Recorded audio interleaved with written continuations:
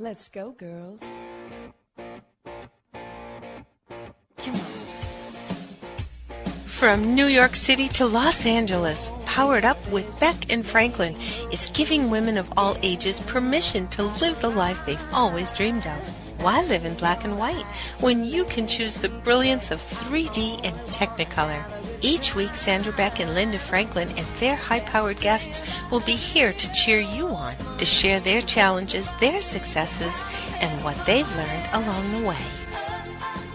It's all about women supporting women. The stories and practical tips on sex, beauty, money, and so much more are designed to help you reconnect to the powerful woman you are. Fabulous knows no limits. Now it's time for you to expand your boundaries. Here are Sandra Beck and Linda Franklin. Hey ladies, this is Sandra Beck and I'm here with Linda Franklin and we've got a super terrific, exciting, wonderful show today. Linda, I'm more excited than usual because I actually grew up watching our guest today, Elizabeth Joyce, as a little girl, and my sisters and mom and I would always tune in, to see her and to listen to her. So for me today, it's a really big treat. No, well, it's a big treat for me, too, because you know how interested I am in getting more conscious. And I just finished going through Elizabeth's book, so, I'm very excited to talk to her because I have so many questions. It especially, now, Linda, I think that there's a big energetic shift going on. And I know for me, it seemed like it was a big downward spiral and then something shifted. And now I feel like it's not necessarily moving up, but it's stopped for me. It's downward shift. It's kind of stabilized, and I feel like we're poised for like a rebirth or a growth or some sort of wonderful, exciting thing is happening. And maybe it's just because I'm always positive. No, are you talking about you personally, or are we talking about what's going on the planet right now? See, it's hard for me to disconnect one to the other, and I am that proverbial half full glasses on everything, but I feel more hopeful now than I have in years. Well, that's terrific, and that's a good way to feel. And if we can get more people to feel like that, I think we can make a shift in what's going on, because if the media has anything to do about it, every time you turn it on, they want to scare the bejesus out of you with all, between shootings and terrorism and weather problems and this and that, and it's like, oh, my God, But things are definitely the energy has changed. It's changing, and I can't wait to talk to Elizabeth about that. And, how are we going to adapt to that? Because I have a feeling if you don't, you could really be in for some really, really troublesome times, personally. So that's good. But so let's go. Thanksgiving is over. I hope you had a good Thanksgiving. I did. It was good. Everybody was happy. When you have a bunch of people over and you have a mix of groups of friends and families, they could really go the wrong way. But for this year, everybody had a delightful time, and we had a unique mix. We had a lady from Cuba. We had a Brazilian, then we had, people from all over the United States come. Right. And, we ranged in age from 8 to 80. So it was really kind of a cool table, not real typical of your, typical Thanksgiving, unless, maybe you're a Modern Family like they are on TV. No, well, we had, ours was, kind of typical because it's usually the same people every year, and it's my husband's family. And, but it was good because no one talked about politics. Nobody talked about, any of the stuff that's going on. Everybody was just kind of, I don't know how aware they are of all the things that are going on, but nobody, everybody was just in a good place, and it was great. We did not go to around the table and tell each other what we're thankful for. That we did not do, but it wasn't my home, so I wasn't going to organize it. See, but I always like to do that. I like to do that too, because I love to see, what especially the little ones come up with. We had an 8, a 9, and two 12-year-olds. So it was really fun, to see them go, like to see what they're thankful for. And I think when you raise kids in an era of gratitude, it makes for a happier life. But it's always fun when you get the crusty old curmudgeons who, haven't really embraced gratitude as a practice in their lifetime. And, they shift in their seat and they get all uncomfortable. And, not from my side of the family, because I've got my Uncle Gary, who's a pastor, and my dad, who's, always about being grateful. But it's really fun to see people's response when you ask them what they're grateful for this year. Yeah, well, I didn't have that, but it usually, it does. You're right. It makes people uncomfortable, and it's really interesting. I'm really, really getting to I think, feed into people's energy a lot more than I ever was before, and it's a good thing and it's a bad thing, and you just see with some people how dead they are inside, or it's kind of sad. They exude like nothing. It's like an empty void. And then you see someone that's got a spark and an energy and good spirit, and it's like they shine, and it's such a contrast between the two. Well, it is. And I make jokes all the time about, my ex-husband used to call me Plastic Polly, or when I was a little girl, my family nicknamed me Happy. They were Happy Girl. Oh, here comes Happy Girl. And, I don't know if I popped out that way, but I certainly continued that way. And it's amazing to me when I meet someone that they really truly can't come up with something that they're grateful for, something that they're happy for. I'm so grateful for simple things. I'm grateful that my kids are healthy. I'm grateful that my dad is still here. I'm grateful that we had enough food to eat and the house was warm. And, when you grow up and you don't have some of those things, it's amazing how you can find gratitude in the tiniest little things. Yeah. But then I look at some of my kids' friends who have such affluence, and it's like, gosh, you don't have a grateful bone in your teeny little body. Right, it's coming to me. It's the entitled group. No, I do it every day. Every day. I mean, I go to the gym and I'm on the treadmill and I'm feeling good. And I say, thank God I'm at this age on the treadmill, doing what I'm doing, and I feel terrific. I mean, that's a blessing. It is a blessing. It really is. It is. But it's also a choice. And everything. If I stumble on the street or something, I say, "Oh, thank God! Thank you for not letting me fall down and hurt myself." I mean, it's like every little thing. You're just aware of how blessed you are, and it just boggles my mind how some people just don't have that in them. I mean, I'm not saying that I'm the happiest and like you. I don't walk around with this Pollyanna thing, but I am very, very aware and very, very grateful, for what I have. Well, and part of what I do every Thanksgiving is I really do sit down and I think about, I'm going to find, grateful places, like even in the dark spaces.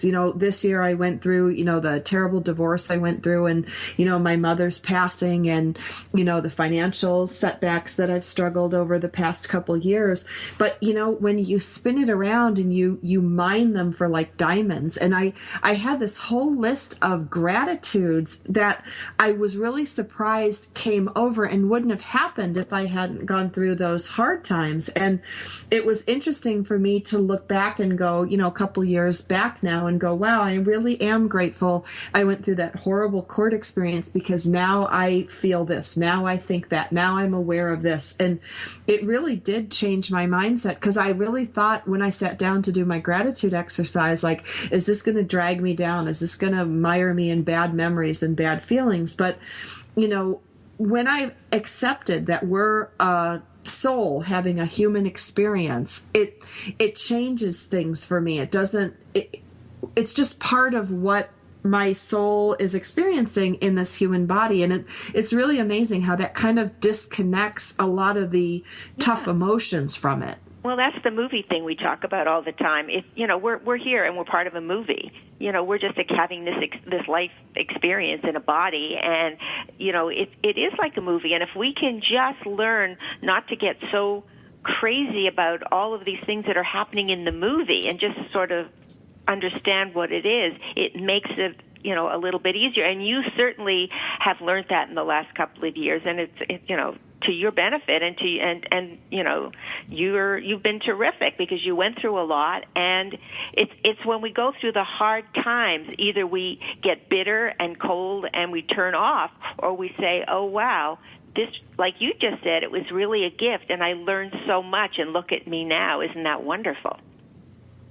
It is. And, and it definitely was a choice. I could have chosen to go down the oh, poor me path. And I did that for a while. I did it probably for a whole year. I felt sorry for myself. I was lost. I was bitter, angry, resentful. I mean, I went through the whole gamut of those emotions. And I really do think, like with grief, you've got to feel them in order to let them go. Because I don't think you ever not be sad that you miss someone, or, you don't look back and go, in a perfect world, I don't think I would have chosen this human experience, but I can see how it benefited me. I think, you gotta kind of talk yourself through some of this stuff. Absolutely.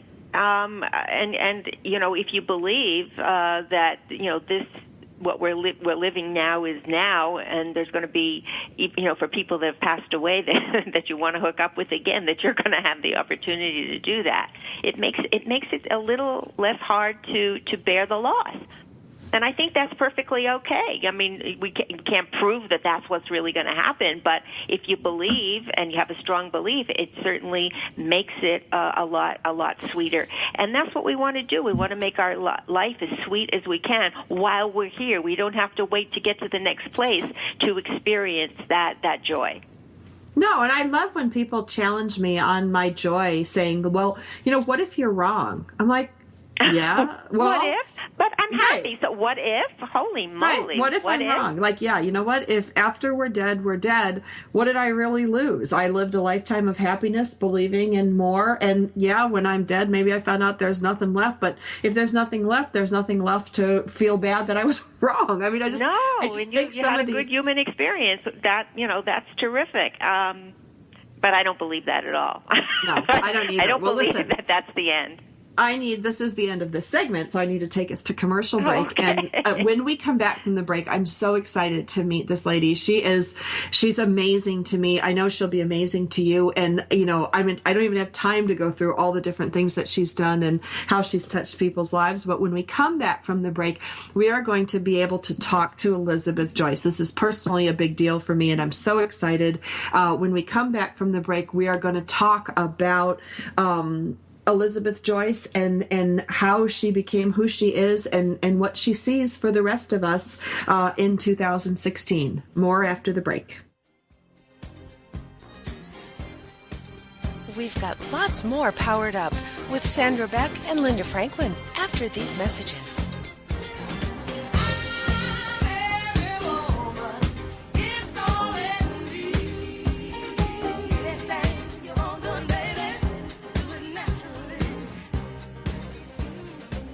If you're ready for a big change in your work, your career, your happiness, your life, it's time for the $1 Million Mindset with Marla Tabaka. Monday afternoons at 2, 1 Central on TogiNet.com.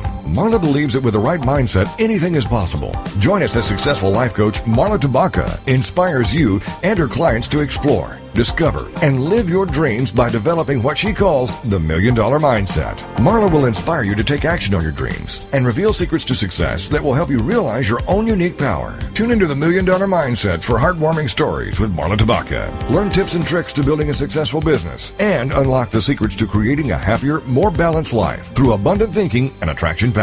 For more information on the $1 Million Mindset, go to our website, marlatabaka.com. That's MarlaTabaka.com. It's the $1 Million Mindset with Marla Tabaka. Monday afternoons at 2, 1 p.m. Central on TogiNet.com.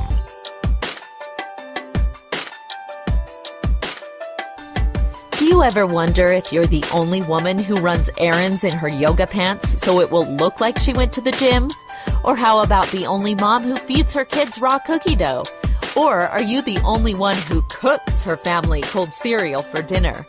Do you need more laughter and less loudness? More self-love and less self-loathing? More joy and less judgment? You're not alone. Come to the living room, a place where we get comfy, candid, and confident together. Come seeking sanctuary and leave feeling renewed. We're saving a seat for you. Give yourself some living room today.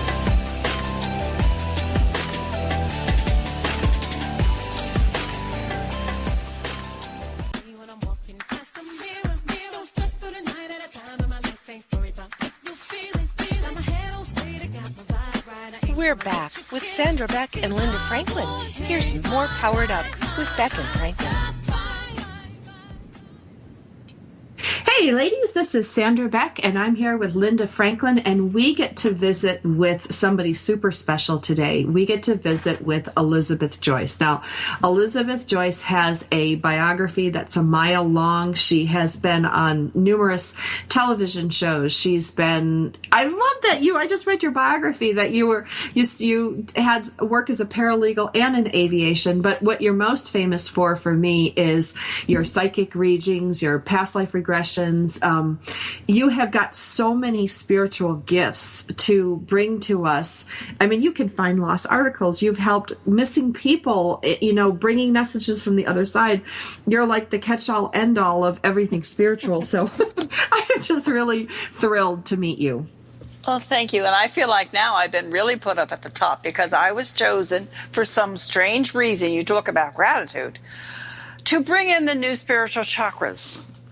Yes. Which is our next step in mankind. Thank goodness it's here. Well, and after doing a couple years of radio shows in the spiritual community, both Linda and I were flabbergasted because we've seen a lot of the same stuff regurgitated, repurposed. And, your new book was something that was really eye-opening, I think, to both of us. Well, there's a lot of new age mumbo-jumbo out there, believe me. Believe me, there is. Most of it is. But this is something very real. I do believe that after 2012, a new energy came on the planet, and it came supposedly from the middle of our galaxy called the double helix. And we're going to begin to do energy healing with that. So it's a new step, and we need to develop ourselves and keep in touch with other realities, and you do that through working your spiritual chakras and developing your universal body, which has been known in the past as your double, your etheric double. Now, Elizabeth, you have all these gifts, and there's so many people that say, well, gee, I wonder if I could have something like that. I wonder if I could do something like that, because I know that's what I say. Absolutely. We all have them. We just haven't developed them. You can sing, and Barbara Streisand can sing, and the difference between the two. And that's all it is. So did you just wake up one day and decide, because you've had this amazing career? I was born this way. I don't know any different. I really don't. My grandmother was a shaman from Maine. And she taught me. My mother grew up in New Hampshire, and my grandmother taught me at a very young age what the values are. And the values are nature, loving, being gentle and kind, not being too self-centered, and gratitude. My goodness, did I learn gratitude. Also, I learned at a very young age to take responsibility for my actions. I'd love to share how that was handled. Oh, absolutely. Because I think people don't know how to discipline today. I think that's why the children are growing up arrogant and full of, you owe it to me. What used to happen when I was younger was that when I did something wrong or something, out of order, my grandmother would stand by the back door with something called a sit-upon. It was a mat made out of straw, woven, and hand it to me, and I knew I had to go out and find myself a tree. So I would always pick a weeping willow. I loved a weeping willow tree. And I had to sit under the tree until I could come back in and tell her what was wrong, why she was upset with me. And then there would always be a chore that I would have to do, like sweep the floor or do the dishes or something. It was beautiful. It was almost wordless. I wasn't told I was bad or naughty. I was told that I had disturbed the balance. I had to go figure out why. I just wrote all that down because I'm going to do that with my kids. I love it. It works. It really works. And I learned to sit next to the tree and cry and be very sad at what I had done. I loved her so much I never wanted to get her mad. And to talk to the tree and ask for strength and ask for guidance from the tree, when in reality I was going within, which is what we need to learn to relearn to do. Right. Now, I'm just taking notes. You talked about, we're going into, and in the book we're calling it like the fifth dimension. Yes. of this thing that happened in 2012. So are all the things that are happening around us today, is that partially a result of this new dimension? Yes, you said something that was very well explained in my other book called Ascension, Accessing the Fifth Dimension. I wrote that in 2010. You know, when something new comes, the old has to leave. The old habits, the old ways, the old time of doing things has to leave. So it's called destruction before reconstruction. Right. Because we have to get rid of the old, let go of our habits, realize that they aren't good for us and that we no longer need them, like guilt, shame, and, low self-esteem, and then accept and embrace the new way in order to learn. So we are moving from a belief system into a different belief system. I believe it's evolving. I think it will take time. But I'll bet you dollars to donuts, if you girls asked anybody what happened to them in 2013, you would hear tragic stories everywhere. Because 2013 was the year of adjustment. The energy came in actually at noontime on the 22nd of December 2012, and it started to move. And it moves like the breeze. It moves like the merry little breezes and Mother West Wind. It moves. And the energy moves, and it does what it will. And, of course, it's working at the top of our game as well as the bottom of our game. So we have the fish in the sea as well as the different countries going to war, which is totally ridiculous. And this is happening in order to create a change that will be lasting. And it is a process that no one can stop, and we are all caught in. And you were correct before when you said, if you don't embrace this new energy, harm will come to you. I don't want to say harm will come to you. I will say you'll be very uncomfortable. And the things that you've been hanging on to and wanting will disappear, and you won't know how to create something new. And that's sad, isn't it? It is. And I'd love to ask you, to embrace the new energy, how do you do that? I mean, I'm a go with the flow kind of gal, so I really try to do that. But I'd love to know your best tip or best practice. Like, how do you do that? Like, how do you... It's very simple. Okay, good. Morning meditation and nightly review every day. Morning meditation and nightly review. When you wake up in the morning, embrace the day. Be grateful that you have the day.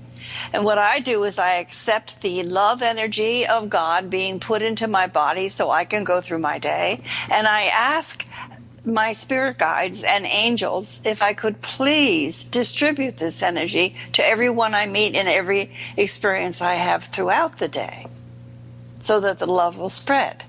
Then, when it's evening time, I have to sit and think about my day, have gratitude for the day, and look and see if there was any upset, any dispute, any misunderstandings that occurred. And I have 24 hours to make amends. I have to take responsibility and make amends. If I called somebody and they were crying and I was in a rush, I have to call them back and say, I'm sorry if I disturbed you.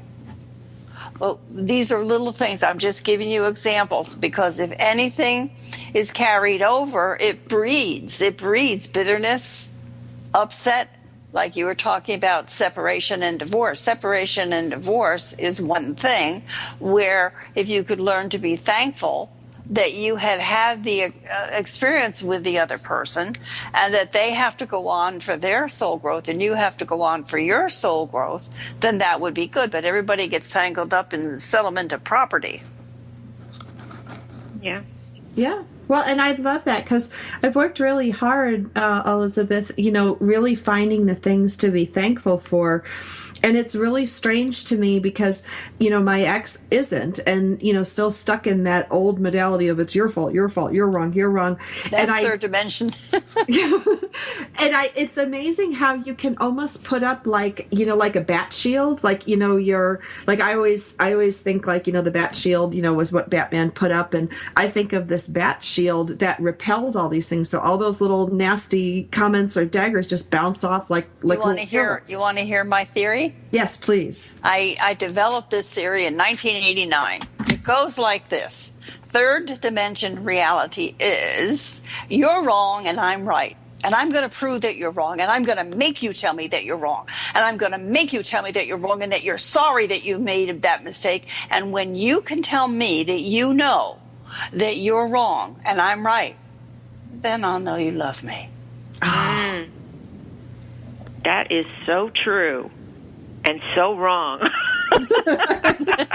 No, it's true. It's the way people lived. It was an era. And we certainly have had different eras. And that era of you're wrong and I'm right goes all the way back probably to at least Queen Victoria, if not the first Queen Elizabeth. And it's a power play. Even parents, as they age, still try to have control over their children who are now 50 years old. They don't share the accomplishments of their children because they're still trying to make their children bow down to them. It's ridiculous. So I have a question, and so many people are still stuck in that third dimension, and maybe not with, the way you explained it, but in other things, they're dense. They're not. Yeah, they are. They're not getting the changes, and they're really stuck. And they can't surrender. I have a friend that that's very psychic, and he said just being with them, it hurts me. I mean, it physically hurts me. It is because subconsciously you take it on. And we're not strong enough yet. So your friend is partially right. We're not strong enough yet to know how to clear the energies. We're not strong enough yet not to be affected by somebody putting us down. Some part of our subconscious still wants to accept it. But you can work on that per Louise Hay. Now, she was one of my teachers, and she taught us about affirmations and changing negativity into positiveness. Isn't it wonderful that I heard that? Isn't it wonderful that I heard that negative comment? Because now I can tell myself that isn't true and strengthen my inner core. Now, when we come back from the break, we're going to talk more with Elizabeth Joyce about strengthening our core, about this third dimension reality, and what is the fourth dimension? That's my next question coming up. We are visiting with Elizabeth Joyce today. She has a new book out. You're going to want to get a copy of it. She's got lots of books that are out, but this one is the new Spiritual Chakras and how to work with them. It's very interesting, and for those of you with the tired and true, spirituality, this is something that's going to knock your socks off. We've got lots more Powered Up with Sandra Beck and Linda Franklin after these messages. This is for all you girls about 42. Tossing pennies into the fountain of youth. Information about book publishing is power.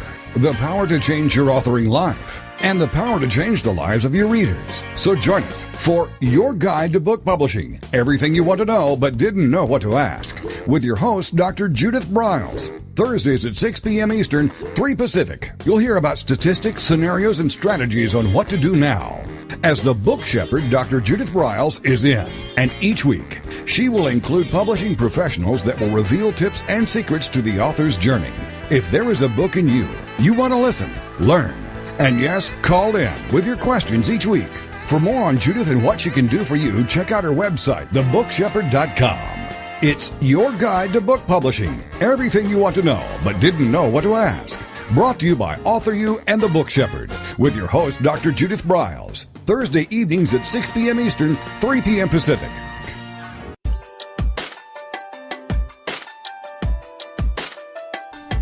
Do you ever wonder if you're the only woman who runs errands in her yoga pants so it will look like she went to the gym? Or how about the only mom who feeds her kids raw cookie dough? Or are you the only one who cooks her family cold cereal for dinner? Do you need more laughter and less loudness? More self-love and less self-loathing? More joy and less judgment? You're not alone. Come to the living room, a place where we get comfy, candid, and confident together. Come seeking sanctuary and leave feeling renewed. We're saving a seat for you. Give yourself some living room today.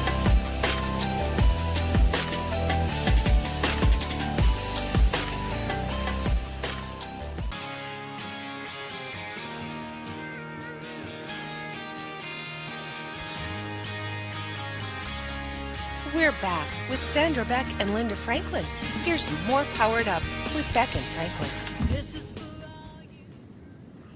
Hey ladies, this is Sandra Beck and I'm here with Linda Franklin, and our guest today is Elizabeth Joyce. And Elizabeth Joyce has a new book out, and it's about the new spiritual chakras, and it's really interesting. I've had so much fun thinking about my new chakras, and I guess we've had them for the ages, but it's very interesting, especially since a lot of the stuff that we've come across these years is just a regurgitation of the same old spiritual mumbo jumbo, if you will. Now, we're visiting today with Elizabeth Joyce, and we were talking about before the break about this third dimension reality, about how, being with somebody that's your fault, when you apologize, then I'll know you love me kind of power play, and you acquiesce to my greatness.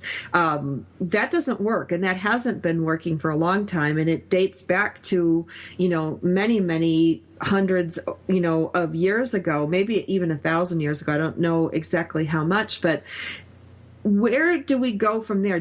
What is the fourth dimension like? Is that logically sequential where we go after we move out of the power play? No, the power play is an effect of the third dimension. You have to move out of the third dimension. The fourth dimension brings us something called the magical world. And the magical world is about finding the truth. It's the next step up, dimensionally speaking. And the magical world is when you are accepting the many and the varied realities that have been held secret in the universe within the parameters of the fourth dimension. In other words, back in the 20s, they used to have minstrel shows. Do you know about minstrel shows? Mm-hmm. Okay. They used to have minstrel shows, and they used to make fun of what they would call the lower part of humanity. They didn't accept it. They didn't accept a lot of things. That women couldn't vote, for example. Women had no say. That's all over, and that's been over for a while, yet women are still struggling with, I have as much of a brain as any man, and I can do what they do, and if I can do it as well as they can do it, you need to pay me equally. That's up right now. Mm-hmm. So we've evolved from not being allowed to do anything except make babies to taking responsibility, having our own businesses, and working for ourselves. It's become now, I think, that you have to have a 2-income family in order to bring up children, which is another issue. But the link between the third dimension and of the physical body and the fourth dimension is in the use of the mental, emotional body. I have a question. The fourth dimension brings telepathy. Go ahead. All we hear on TV now lately, is the upcoming elections for next year and all of these candidates and the debates. Do you see anybody on those daises spewing whatever they're spewing that are part of the fourth dimension? That is a difficult question to answer. I do see who will bring in more energy than others, but you have to understand something. This is a setup. You're watching a play. Yes. And the play is that nobody's going to have power anymore. So if that's true, if we're all going to be equal, then how can I see somebody in the fourth dimension? It doesn't make sense. What makes sense is that you see these leaders try to struggle and that they don't know how, and that they're battling each other in the old-fashioned way because the new way hasn't come into being yet. I hope this makes sense to you. And we're all headed for Armageddon, whether you like it or not. I do see the pattern and the plan of this demise, which supposedly has to happen before we can have the new earth. Makes me very sad, but there's no stopping it or changing it. So therefore, whoever does get in is going to buy into this plan. Do I see somebody that may not? There was supposed to be one person that may not, and that's Hillary Clinton. You asked me, I told you. Yeah, no, I was thinking it wasn't anything other than, Because if somebody like Donald Trump gets in, then that may speed things up.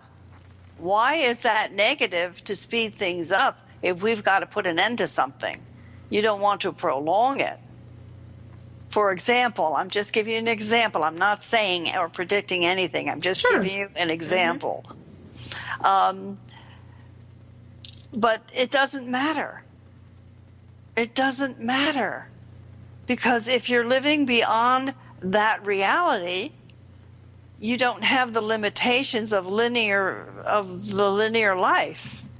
The mental emotional body is a body that absolutely lives in another dimension.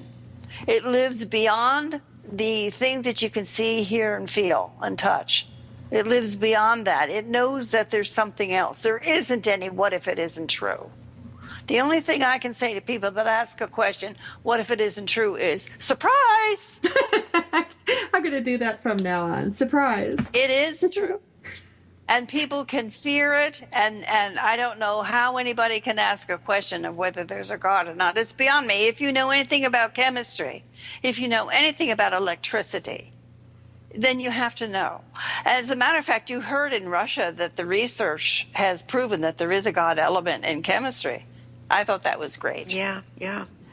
So the fourth dimension is finding the truth. The fourth dimension will make us more telepathic. It will make us able to listen to others, and it will make us be able to develop empathy as well as kindness and caring and understanding that we all come from the same parameter. Oneness. Yeah, it's oneness. The oneness, okay. Yeah. And instead of tossing people down, if we lift them up and let them use the creativity that they're born to use, we could have a world 3 times better than what we have now.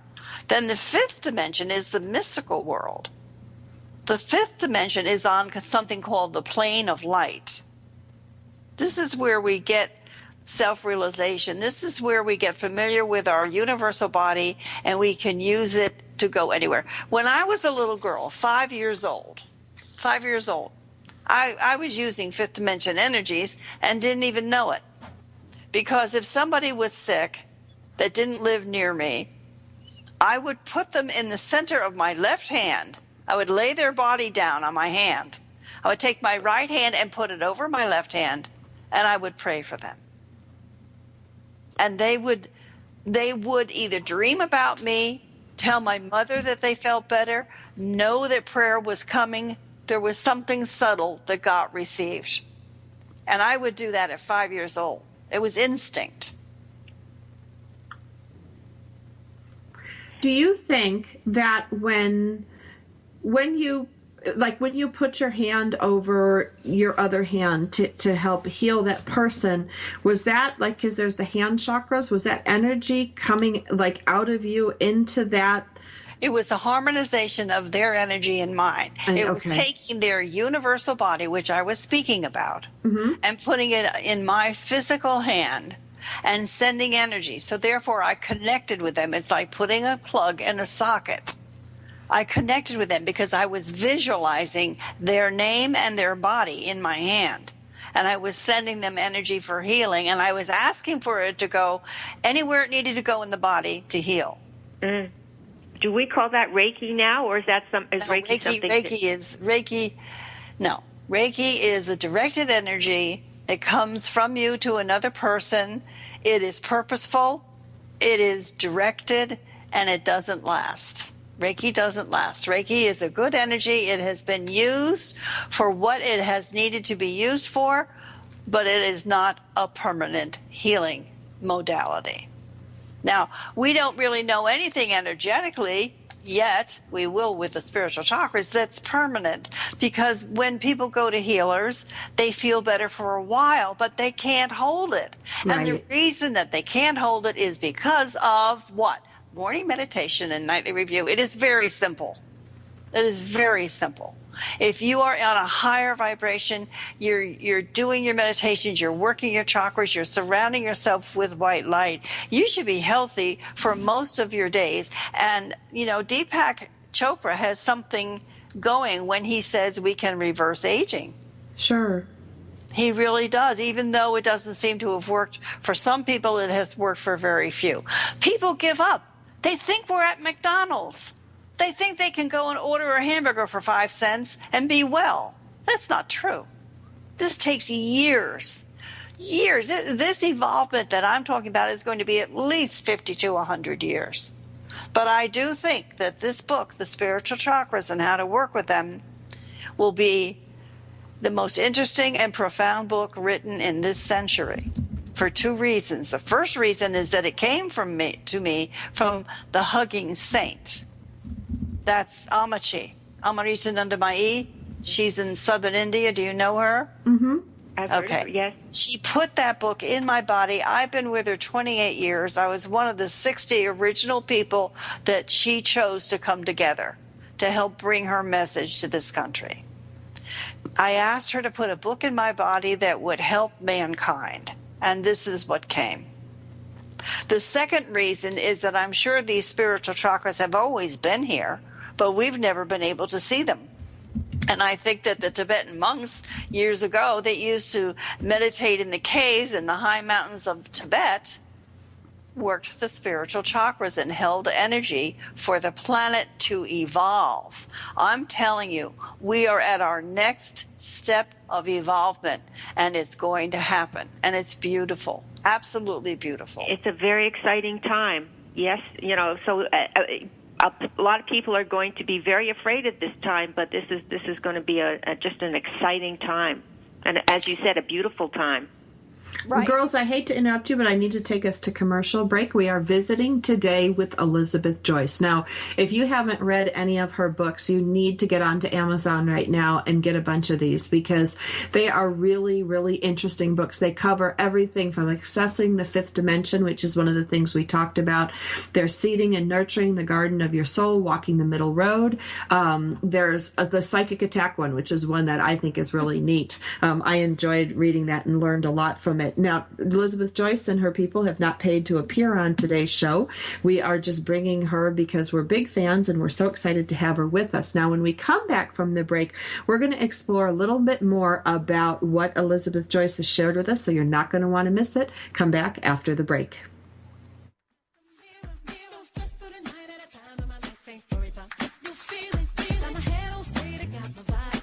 We've got lots more Powered Up with Sandra Beck and Linda Franklin after these messages.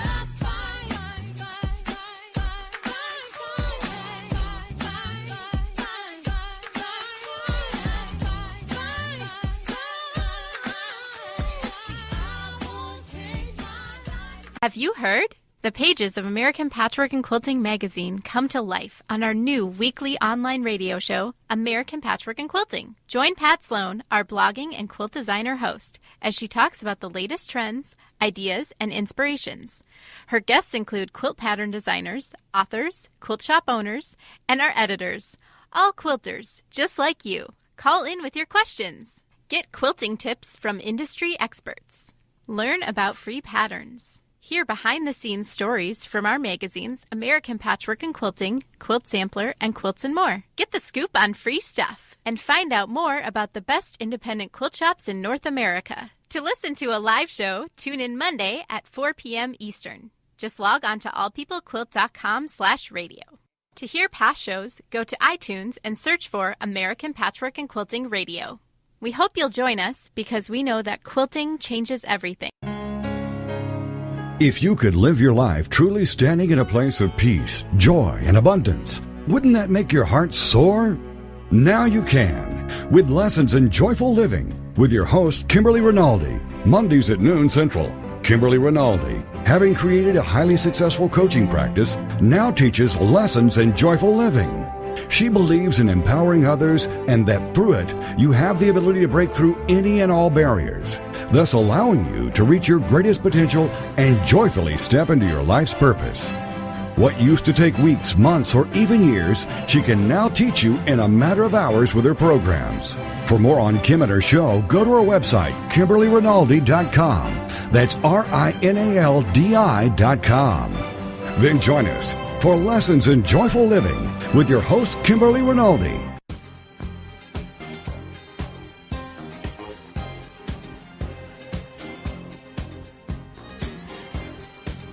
We're back with Sandra Beck and Linda Franklin. Here's more Powered Up with Beck and Franklin. Hey ladies, this is Sandra Beck and I'm here with Linda Franklin and we are visiting with Elizabeth Joyce. Now Elizabeth, I have a question for you that's it's kind of off and on topic, but you were talking about the meditation that you do at night. Now when I do my meditation at night and then I go to sleep, I wake up sometimes in the morning thinking that I had a visit or had a 5-hour conversation with somebody, and it's so intense and so real. I feel like I was sitting talking to that person for half the night and I'm not exhausted. Do you ever have that? Can you explain to me what that is? Well, first of all, where do we go when we sleep? We go out of our body and back to our pod. That is how we rejuvenate. We go back and we talk to our masters and our teachers every night. Every night this happens. And you were having a lesson, and you were made aware when you woke up that you were somewhere else. Yes, you were. I don't know where. You don't know where. But you were with your guides and teachers. And sometimes, you can have a problem and you don't know how to solve it. And when you ask for it to be solved before you wake up, you'll either dream about it or you'll wake up with the answer. How do we make it so that we remember our dreams more vividly and they don't evaporate so quickly after we wake up? Well, you can ask to remember your dreams, and they will evaporate quickly, which is why you have the journal by your bed. Mm-hmm. So that when you wake up in that moment and you have something to remember, you write it down. Yeah. Because we have too many impulses. We're not living out in the woods in a tent with the animals. We're living in electronic times. We're living in cities, Los Angeles, New York, Philadelphia. Here we are, and we've got all of this electronics hitting us, which is part of why we're not retaining things for very long. But Yoganandaji, Paramahansa Yogananda, was a great teacher that was here in the 1930s and 1940s, and he began Self-Realization Fellowship, would tell us that the best time to meditate is at 4 a.m. because all of the electronics are down and you can really get through better, which is interesting. But I've always been aware of that. Well, in the book, you talk about this, and I've always been really quizzical about it. Is how we can be living like two lives, parallel lives at the same time. I don't talk about parallel lives. You don't? Well, no, ma'am, not me. That's New Age mumbo jumbo. That's New Age mumbo jumbo. So you are living a life in the experience of a body in order to help the soul to grow. Let me give you the pattern. First of all, you're sitting down with your 9 people up in your soul pad deciding to be born. You're looking over your Akashic records, which are the records of everything that you've ever lived since you've been in your soul. And you're looking over that which you could improve on, that which you need to relive, to relearn, to handle better. Mm-hmm. And then you're born, and you take a breath. Your first breath is your astrological chart. Boom, a picture is taken, and your lifetime is recorded. That you're going to live this lifetime. Now you're not living in the Akashic records. You're living in your life. You're living life review. So you begin, and the chart shows you certain times in your life where you're going to have energetic challenges. Energetic challenges. We're not talking about specifics. We're talking about challenges that where you are at that time when that energy comes in, it will bring you something you need to learn. It can either be easy or it can be difficult. That's it. So then when you're done and you drop the body, you go back to the soul school, you do your present life review, you do life review, and you set up another way of being able to come back in and repair that which you didn't handle in this lifetime. By the way, do you know that after you pass in that 3 days of life review, you will see every hurt you ever gave to another person and the result of that action, and then you will feel every hurt you ever gave out, and then you will feel how you reacted when you were hurt. And that's part of life review. Yeah, I've heard that before, yes. So that's something that we can anticipate. However, Louise Hay would teach us back when we were working with clients and could get her on the phone, which was really neat, that to get a person that isn't going to live very long, like that may have cancer or something, to get them to talk about their life and their regrets. Because if they could talk about their life and their regrets, and they could begin to ease up on it and forgive it, it would be erased. And that's very important. Wow. Very important to remember that when you're helping somebody at the end of their life, you sit and you listen to them and you listen to what is important to them and what they would have liked to have changed, what they would have liked to have done differently. And you accept it as fact. Now they're finding their love. I was too hard on little Johnny. I shouldn't have been so hard on him. He's had a bad life because of it. I'm really sorry that I did that. When somebody says that and they are approaching death, it is a forgiveness message. So when they go to the next realm, they don't have to feel That's that. That's right. They've cleared it. That's pretty because they've acknowledged it. Yes. Well, do we have to wait till we're on our deathbed, or can we start clearing out the stuff now? That's not what I said. You would clear your stuff now if you do nightly review. Got it. But I'm talking especially about the older people that have a hard time of letting go. If you want to be a light worker and you want to help them ascend, sit and listen. That's what I was saying. Yeah. Got it. And that's important. So there's so many things but let's talk a little bit about the new spiritual chakras because they are just wonderful. I also, on the back of the book, put the chart up about each chakra, what color it is, what it brings when it opens, and what sign it's ruled by. But the 8th chakra is the one that's opening for everybody right now. And it's above the crown center. The color is a crystal, clear quartz crystal. And it's going to open and it's going to bring people deeper spiritual gifts. They're going to start becoming more telepathic. They're going to start feeling more psychic in the sense that they're going to be able to sense other people and what they're thinking and feeling and adapt to that, which is going to be a part of this new way that we're going to be living.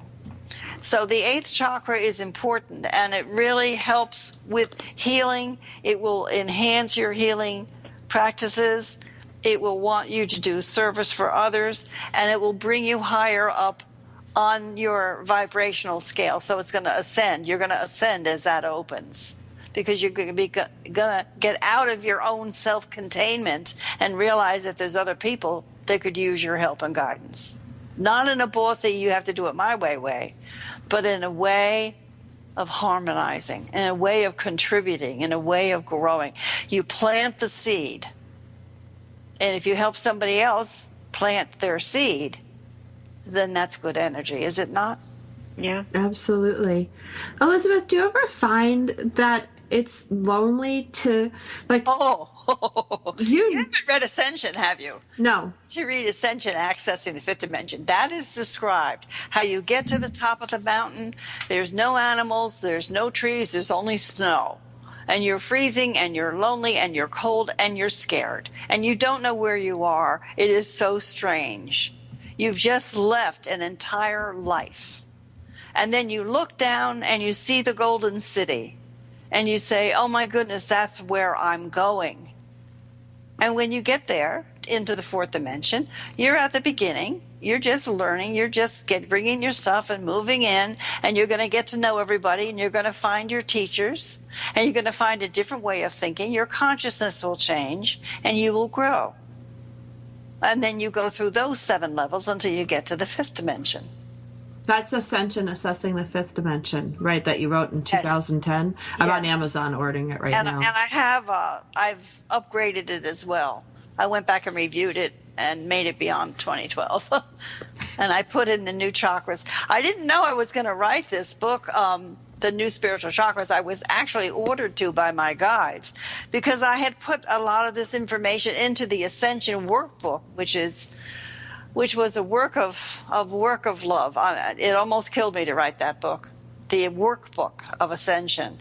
And they said, I was walking around the house and I heard, "Why have you hidden it? Why have you hidden it?" And I said, "Hidden what?" And they said, "Why have you hidden the spiritual chakras? Everyone has to know." So I sat down and I did a derivative of the workbook with the new spiritual chakras and how to work with them. And it's very thorough, it's very basic, and it's very direct. It explains everything. And in the back of the garden, seeding and nurturing the garden of your soul, I have what you were talking about before, all of the universal laws.